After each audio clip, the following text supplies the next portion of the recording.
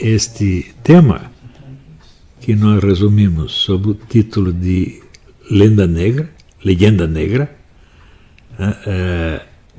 ele é a essência, o centro, né, o eixo de toda a modernidade. Tudo o mais que aconteceu tem importância reduzida em face disso, porque tudo foi função disto. Vocês estão me ouvindo agora, pode pensar que eu pirei. Não é a primeira vez que isso acontece. Praticamente tudo que eu digo, as pessoas dizem que eu pirei, e passam uns anos eles dizem, o Olavo tinha razão. Então, eu lembro sempre aquele negócio dos 36 estratagemas chineses, que o truque é sempre você perceber os males e os problemas enquanto eles ainda estão em germe, né? Porque se você percebe depois que eles cresceram, daí você não pode fazer mais nada, né? E eu já, sinceramente, eu já estou com o saco cheio de avisar as pessoas em tempo e ver elas não fazerem nada, então elas se estrepam, né? E eu fico assim como, sabe, o médico que vê do lado da cama do paciente morto o remédio que receitou para ele 3 meses atrás. Não usado, ele nem abriu o remédio. Toda hora tem essa impressão. Agora, por exemplo, todo o pessoal ficou muito espantado com essa sentença do Faquinha, né, inocentando o Lula de todos os processos que ele levou, e o pessoal percebe que há algo muito sério acontecendo, algo muito grave acontecendo. É um golpe de Estado em preparação para recolocar os comunistas no poder, custe o que custar. Isso com a ajuda dos maiores bilionários e de toda a mídia, né, e inclusive do STF inteiro. Né, e alguém percebeu que isso está acontecendo, e esta semana, inclusive, houve alguma repercussão disso no meio militar. Então, eu não lembro quem foi que disse, foi um escritor americano, disse, só os pequenos segredos têm que ser protegidos. Os grandes segredos são protegidos pela incredulidade pública. Você fala e ninguém vai acreditar. Por que não vai acreditar? É muito simples. A maior parte das pessoas acredita piamente que existe uma certa zona da realidade que é conhecida pelas pessoas importantes. E todas as pessoas importantes enxergam aquele conjunto de fatos, enxergam tudo junto, né? E isto é o fator importante. Quer dizer, aquilo que é importante é conhecido pelas pessoas importantes. E o resto não importa. Então, olha, esta é a pior ilusão que você pode ter na sua vida. A minha vida inteira de estudo, que são 6 décadas já de estudo, me leva à conclusão de que, em geral, as pessoas importantes não sabem o que está acontecendo. Elas são as que menos sabem, gente. Pessoas importantes, quer dizer, as chamadas classes falantes. Ou seja, os políticos, os administradores públicos, né, os grandes empresários, os jornalistas, os intelectuais, os acadêmicos, né, os altos oficiais das Forças Armadas. Se você somar toda essa gente, você tem um bloco de ignorância que chega a ser uma coisa aterrorizante. Por exemplo, é muito interessante você estudar as origens da Primeira Guerra Mundial, né? Você vai ver quem ali percebeu o que ia acontecer. Resposta: ninguém. Não tinha um sujeito consciente no meio daquilo. Ou seja, os governantes da Europa estavam jogando os seus países na lata do lixo. Todas aquelas velhas dinastias que governavam a Europa, elas estavam se suicidando e não sabiam, né? Aí você pergunta, como é que esse pessoal com tanto dinheiro, com tantos assessores, não sabe as coisas? É por um motivo muito simples. Qualquer coletividade é ignorante, né? Só a consciência individual sabe, né? Se você ajunta pessoas, né, a opinião comum delas é sempre besteira, porque é o mínimo múltiplo comum. É aquele pontinho que todo mundo já viu, é só o que é banalidade. O que é importante não é acessível a nenhum grupo, né? Você pensa, houve alguma descoberta científica que foi feita coletivamente? Né? Houve alguma obra de arte que foi criada num lance assim pela coletividade, todo mundo teve a mesma ideia ao mesmo tempo? Isso não existe, bicho. Só a individualidade humana é criadora, só a individualidade humana é inteligente, só a individualidade humana é consciente. Isto é a coisa mais óbvia do mundo. Mas acontece que este fato, que é inegável, ele não é muito agradável para as pessoas que são incapazes de ter uma descoberta por si mesmas. A multidão dos medíocres tem que encontrar consolação. Então acredita que a história é feita pelas massas de medíocres. Não são os grandes homens que fazem. E olha, pensa bem. Eu já li várias biografias de Napoleão. Você pega todos os fatores históricos presentes, fatores políticos, econômicos, militares, sociais, culturais, os fatores são sempre os mesmos. Tira o Napoleão do conjunto e vê o que acontece. Não acontece nada do que aconteceu. Ou seja, o único fator, né, que determinou a direção dos acontecimentos foi um único indivíduo.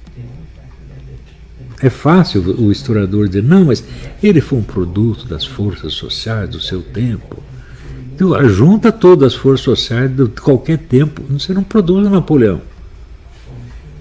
O Napoleão foi Napoleão porque ele quis ser Napoleão. Não há outra explicação. Você vê a biografia do cara, desde pequenininho, ele queria ser um cara especial e foi um cara especial, pô. Ele não pedia conselho para ninguém, ele decidia tudo sozinho, né? Quando está todo mundo perdido, ele enxergava o que dava para fazer e fazia. O importante é isso, ele conseguia fazer, não dava tempo de explicar. Tanto que as batalhas de Napoleão só eram bem sucedidas quando ele estava pessoalmente no comando. Se ele mandava outro fazer, dava tudo errado. Por quê? Há coisas que a gente sabe fazer, mas não sabe explicar. E a estratégia tática de Napoleão era assim. Houve um sujeito, um coronel suíço chamado Jomini. Jomini mais ou menos entendia o que Napoleão estava fazendo. Mas que era Jomini? Eu não Zé ninguém prestar atenção no que ele está dizendo. Então, veja, a estratégia de Napoleão é um negócio tão genial, mas tão genial, que o simples fato dela existir já é um absurdo. Agora, ele conseguir transmitir isso a um grupo de oficiais, falam, mas de jeito nenhum, ele jamais conseguiria explicar o que ele estava fazendo. Não dá tempo. É a mesma coisa que você pegar, claro, você pega um grande maestro, pega o Otto Klemperer, né? Eu acho mal. Ele e o Franco Ferrara são os maiores maestros do século XX. Né? Agora, eu já li uma outra coisa do Otto Klemperer, eu entendi como é que ele fazia aquilo. Eu não entendi nada. Ele também não explicou e não conseguiria explicar. Entendeu? Então, tem coisa que o sujeito sabe fazer. Saber fazer, saber explicar, são duas habilidades. Pô, ter essas duas juntas, pelo amor de Deus, é uma raridade, não é possível. Então, eu cada vez mais acredito na teoria do Carlyle, que o fator importante na história é o homem excepcional, que ele chamava os heróis. O fator mais importante na história não é o fator econômico, social, cultural. Não, são indivíduos. Porque esses outros fatores, se não aparece um indivíduo para condensá-los e lhe dar uma direção, simplesmente não acontece nada. Se você juntasse todos os generais romanos, você conseguia fazer Júlio César? Não dá para fazer, meu Deus do céu. Né? Quando você pega, né, aquelas invasões bárbaras, né, tipo Tamerlão, quantos chineses precisavam somar para fazer um Tamerlão? Não dá para fazer. Então, e na esfera intelectual, na esfera do conhecimento, é a mesma coisa. Onde há um consenso de opinião, você juntou os 200 bilionários, né, os bilionários contrataram os maiores assessores, economistas, sociólogos, psicólogos, só vai sair besteira, gente. Né? Por quê? Nenhuma comunidade tem o poder de síntese que tem um cérebro individual.